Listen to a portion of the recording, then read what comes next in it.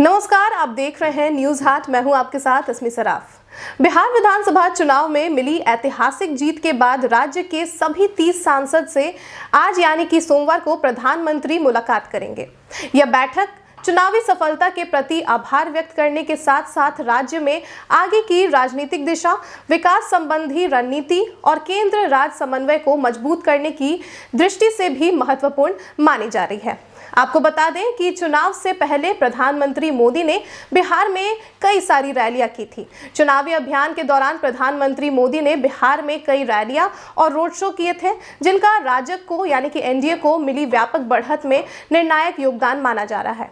नरेंद्र मोदी से मुलाकात करने वाले राजग सांसदों में जनता दल यूनाइटेड, भारतीय जनता पार्टी, लोक जनशक्ति पार्टी रामविलास, हिंदुस्तानी अवाम मोर्चा और राष्ट्रीय लोक मोर्चा के सांसद शामिल हैं। झंझारपुर से जेडीयू सांसद रामप्रीत मंडल ने कहा कि यह मुलाकात प्रधानमंत्री के प्रति आभार व्यक्त करने और उनसे मार्गदर्शन प्राप्त करने के उद्देश्य से निर्धारित की गई है।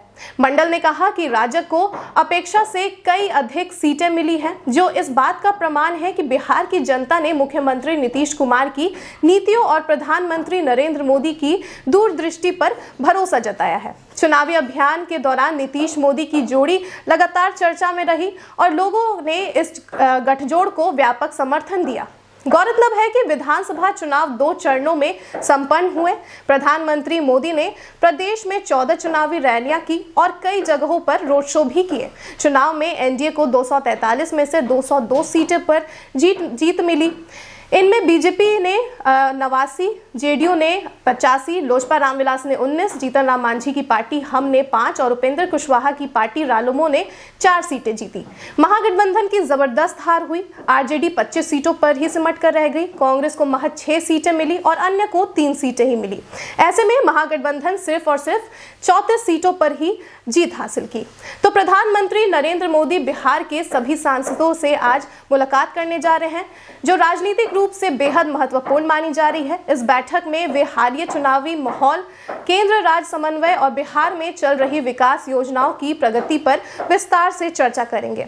माना जा रहा है कि पीएम मोदी बिहार में तेज गति से विकास कार्यों को आगे बढ़ाने, सांसदों की भूमिका को मजबूत करने और आने वाले महीनों की राजनीतिक रणनीति पर भी मार्गदर्शन देंगे।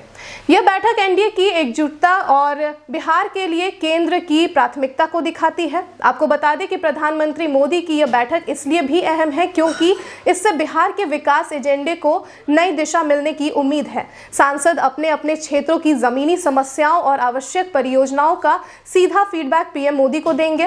केंद्र सरकार बिहार में इंफ्रास्ट्रक्चर, रोजगार और सामाजिक योजनाओं को तेजी से आगे बढ़ाने की रणनीति को और मजबूत कर सकती है। इस मुलाकात को राजनीतिक और विकास दोनों स्तर पर एक बड़े संदेश के रूप में देखा जा रहा है। तो फिलहाल के लिए बस इतना ही। आप देखते रहिए न्यूज हाट। धन्यवाद।